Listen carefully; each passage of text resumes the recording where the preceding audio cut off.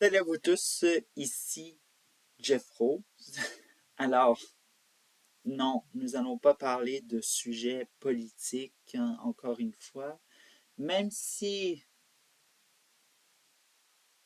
les derniers jours ont été beaucoup teintés par la politique, hein. On peut penser par exemple le rapport final sur l'ingérence étrangère, soit disons-le la commission Hogg.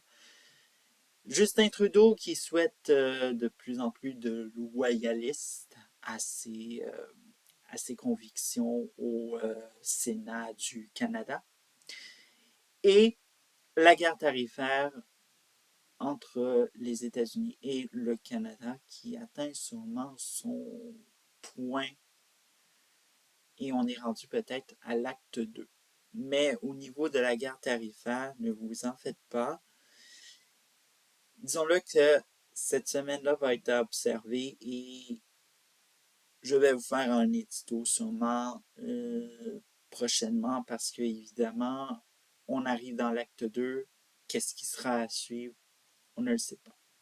Mais bon, concentrons-nous sur notre sujet. Alors donc, ce n'est pas un sujet évidemment que les médias canadiens n'ont pas voulu euh, s'intéresser parce que ce n'est pas rentable peut-être, mais évidemment, c'est quelque chose qui fait controverse actuellement. Et je vais vous parler de ce qui se passe chez la chaîne de pharmacie Shoppers Drug Mart, ou mieux appelé dans la province du Québec, Pharmaprix. Alors, je tiens à vous expliquer que vous ne pouvez pas rater un Shoppers Drug Mart ou un Pharmaprix dans votre champ de vision. C'est connu pour avoir des euh, rouges, blancs. C'est la pharmacie typique Shoppers Drug Mart Pharmaprix. Mais bon, alors donc, évidemment, s'il y a un petit paquet de médias qui s'en sont emparés vers mercredi, jeudi, eh bien, sur les réseaux sociaux, ça suscitait déjà de la colère. Alors, je vais vous expliquer qu'est-ce qui se passe. C'est que actuellement, Shoppers Drug Mart Pharmaprix fait son événement beauté. Et la campagne publicitaire fait actuellement controverse parce que certains ont vu un homme à barbe maquillé. Oui, exactement. Et effectivement, ils n'ont peut-être pas tout à fait, disons-le, exagéré ou quoi que ce soit. C'est réellement qu'est-ce qui se passe. Vous l'avez sûrement vu, cette publicité pour l'événement beauté. Bref. Alors, cette personne que les gens décrivent comme homme à barbe maquillée, il s'agit de Miles Sexton. Alors donc, une personnalité multiple disciplinaire dans le milieu de la mode, dont il est également mannequin, euh, aussi reconnu pour être une personnalité pour la mode non-binaire, queer, bref, alors en tout cas, etc. Ce monde-là qui coche toutes les cases dans notre monde occidental en décadence. Bref. Alors donc, ça ne fait pas l'unanimité pour la majorité de la population et Mike Sexton a décidé dans une entrevue dans je ne sais pas si je peux appeler ça un média ou un blog ou quoi que ce soit, mais il a décidé de se victimiser dans Now Toronto pour dire que les gens essayent de valider leur peur. Eh bien, je vais répondre à Miles Sexton. C'est pas que les gens ont peur, c'est juste que les gens sont tannés.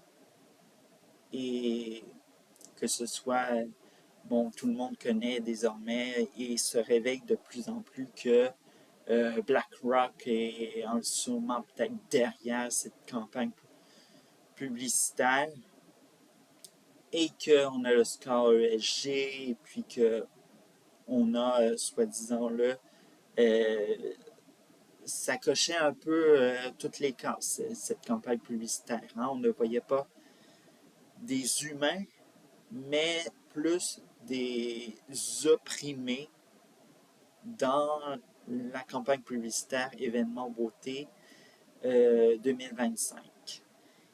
Et aussi, tellement que ça le fait comme une controverse, le, le groupe Loblaws, alors donc qui détient Shoppers Drug Mart Pharmaprix, est allé faire une sortie en disant que désormais, le maquillage, c'est une liberté d'expression, il faut dégendrer, il faut faire ci, ça. Bon, vous voyez, la bonne morale, soit disons-le, de la gauche bienveillante, bref, cette gauche un peu tarée qui est presque inutile dans notre société. Mais néanmoins, on peut se dire que cette campagne publicitaire est sortie après que ce que l'on voit aux États-Unis. Alors donc, vous savez ce qui se passe aux États-Unis. Il y a eu des décrets comme par exemple le décret de comme les programmes DRI, Diversity, Equality, Inclusion, qui ont été, soi-disant-le, enlevés, que ce soit de compagnies ou dans les institutions américaines. Et aussi, c'est un peu une réponse, je pense, à ça. Et malheureusement, euh, l'Oblast est en train de a perdu sûrement les pédales en voyant ça des États-Unis. Et voilà. Voilà où nous en sommes.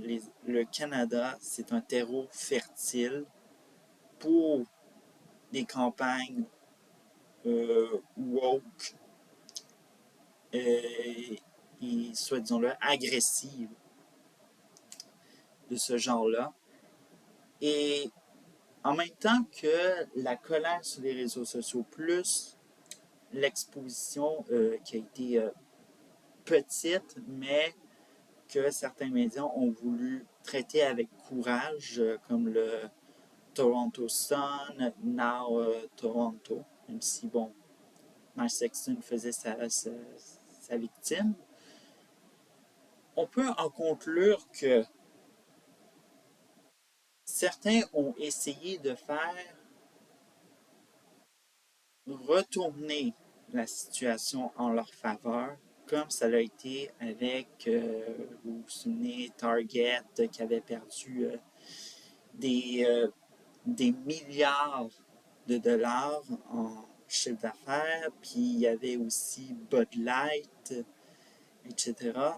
Mais malheureusement, on n'est pas aux États-Unis, on est au Canada. Alors donc, l'approche est un petit peu différente et on voit que malheureusement, les médias n'ont pas voulu en parler, sûrement parce que Pharmaprix, Shoppers Drug Mart ne perdait pas d'argent.